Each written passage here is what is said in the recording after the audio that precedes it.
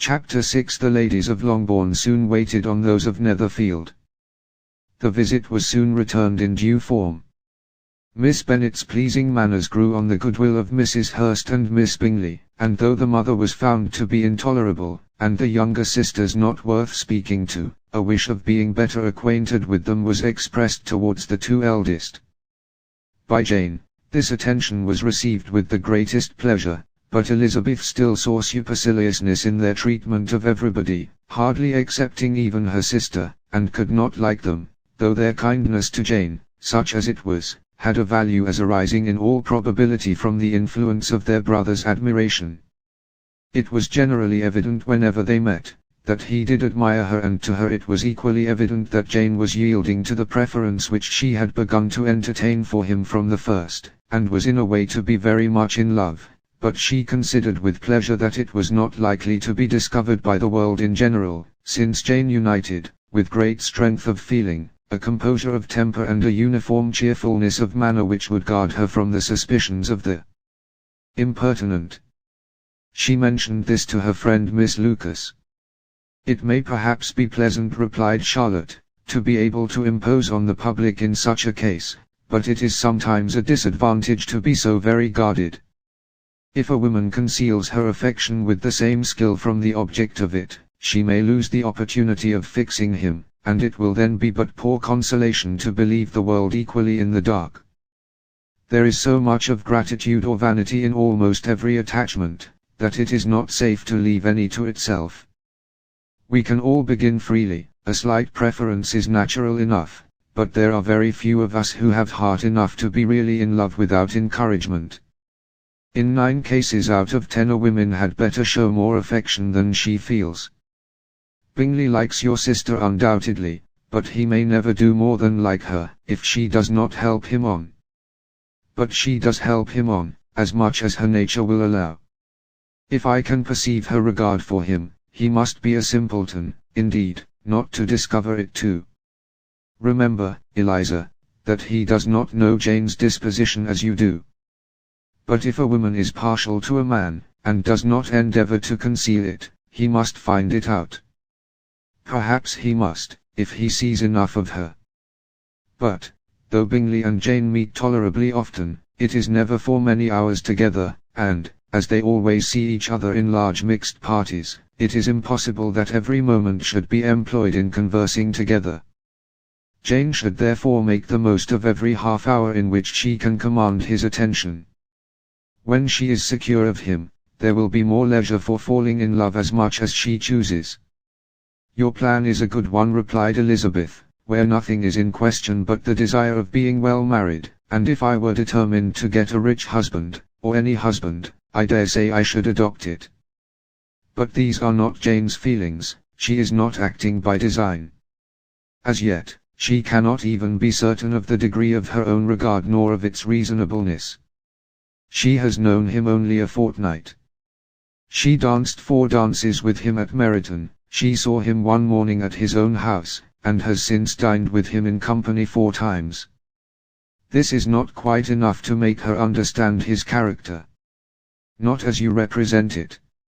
Had she merely dined with him, she might only have discovered whether he had a good appetite, but you must remember that 4 evenings have also been spent together, and 4 evenings may do a great deal. Yes, these 4 evenings have enabled them to ascertain that they both like Vignes better than commerce, but with respect to any other leading characteristic, I do not imagine that much has been unfolded." "Well," said Charlotte, "I wish Jane success with all my heart, and if she were married to him tomorrow, I should think she had as good a chance of happiness as if she were to be studying his character for a 12-month. Happiness in marriage is entirely a matter of chance. If the dispositions of the parties are ever so well known to each other or ever so similar beforehand, it does not advance their felicity in the least. They always continue to grow sufficiently unlike afterwards to have their share of vexation, and it is better to know as little as possible of the defects of the person with whom you are to pass your life." "You make me laugh, Charlotte, but it is not sound. You know it is not sound, and that you would never act in this way yourself." Occupied in observing Mr. Bingley's attentions to her sister, Elizabeth was far from suspecting that she was herself becoming an object of some interest in the eyes of his friend. Mr. Darcy had at first scarcely allowed her to be pretty. He had looked at her without admiration at the ball, and when they next met, he looked at her only to criticize. But no sooner had he made it clear to himself and his friends that she hardly had a good feature in her face, than he began to find it was rendered uncommonly intelligent by the beautiful expression of her dark eyes. To this discovery succeeded some others equally mortifying. Though he had detected with a critical eye more than one failure of perfect symmetry in her form, he was forced to acknowledge her figure to be light and pleasing, and in spite of his asserting that her manners were not those of the fashionable world, he was caught by their easy playfulness. Of this she was perfectly unaware. To her he was only the man who made himself agreeable nowhere, and who had not thought her handsome enough to dance with. He began to wish to know more of her, and as a step towards conversing with her himself, attended to her conversation with others. His doing so drew her notice. It was at Sir William Lucas's, where a large party were assembled. "What does Mr. Darcy mean," said she to Charlotte, "by listening to my conversation with Colonel Forster? That is a question which Mr. Darcy only can answer. But if he does it any more I shall certainly let him know that I see what he is about.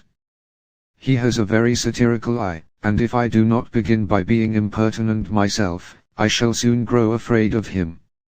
On his approaching them soon afterwards, though without seeming to have any intention of speaking, Miss Lucas defied her friend to mention such a subject to him, which immediately provoking Elizabeth to do it, she turned to him and said, "Did you not think, Mr. Darcy, that I expressed myself uncommonly well just now, when I was teasing Colonel Forster to give us a ball at Meryton?"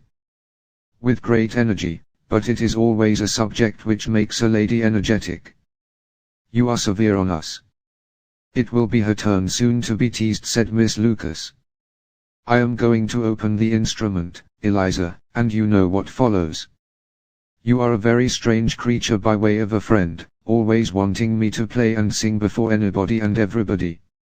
If my vanity had taken a musical turn, you would have been invaluable, but as it is, I would really rather not sit down before those who must be in the habit of hearing the very best performers." On Miss Lucas's persevering, however, she added, "Very well, if it must be so, it must." And gravely glancing at Mr. Darcy, "There is a fine old saying, which everybody here is of course familiar with, 'Keep your breath to cool your porridge,' and I shall keep mine to swell my song." Her performance was pleasing, though by no means capital. After a song or two, and before she could reply to the entreaties of several that she would sing again, she was eagerly succeeded at the instrument by her sister Mary, who having, in consequence of being the only plain one in the family, worked hard for knowledge and accomplishments, was always impatient for display. Mary had neither genius nor taste, and though vanity had given her application, it had given her likewise a pedantic air and conceited manner, which would have injured a higher degree of excellence than she had reached. Elizabeth, easy and unaffected, had been listened to with much more pleasure, though not playing half so well, and Mary, at the end of a long concerto, was glad to purchase praise and gratitude by Scotch and Irish airs, at the request of her younger sisters, who, with some of the Lucases, and 2 or 3 officers, joined eagerly in dancing at one end of the room.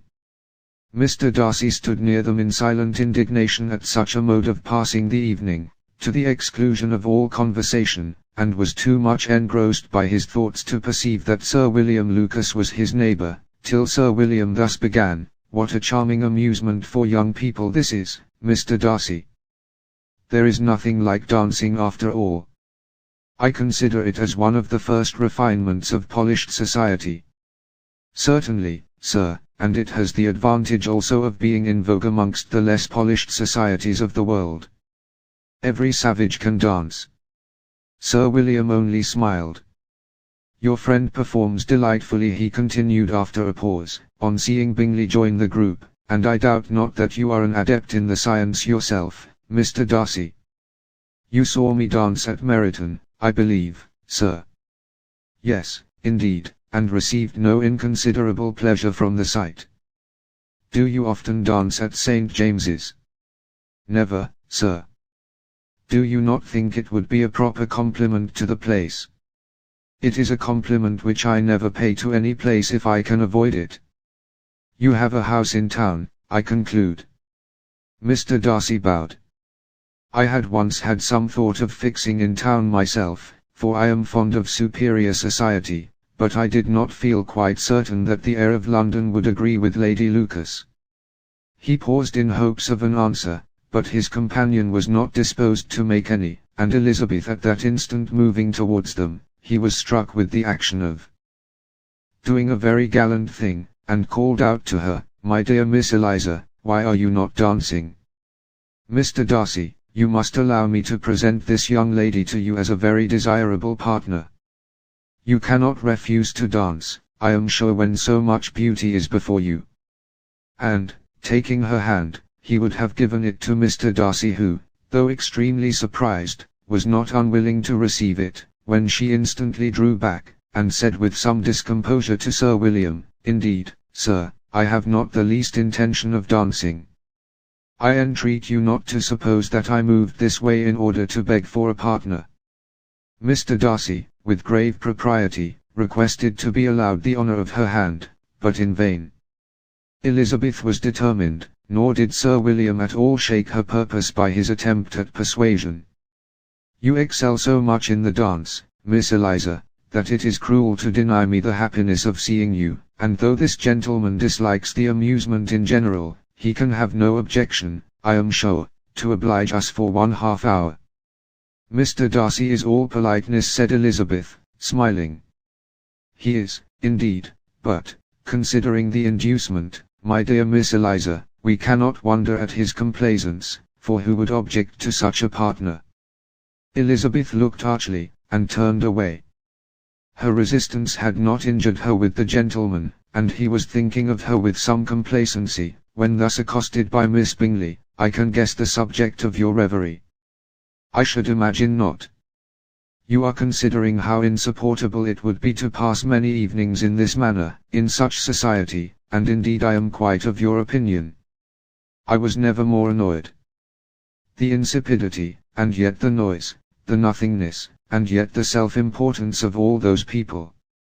What would I give to hear your strictures on them? Your conjecture is totally wrong, I assure you. My mind was more agreeably engaged. I have been meditating on the very great pleasure which a pair of fine eyes in the face of a pretty woman can bestow." Miss Bingley immediately fixed her eyes on his face, and desired he would tell her what lady had the credit of inspiring such reflections. Mr. Darcy replied with great intrepidity, "Miss Elizabeth Bennet."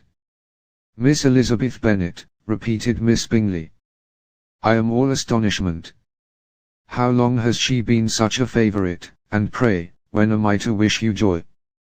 "That is exactly the question which I expected you to ask. A lady's imagination is very rapid, it jumps from admiration to love, from love to matrimony, in a moment. I knew you would be wishing me joy. Nay, if you are serious about it, I shall consider the matter is absolutely settled. You will be having a charming mother-in-law, indeed, and, of course, she will always be at Pemberley with you." He listened to her with perfect indifference while she chose to entertain herself in this manner, and as his composure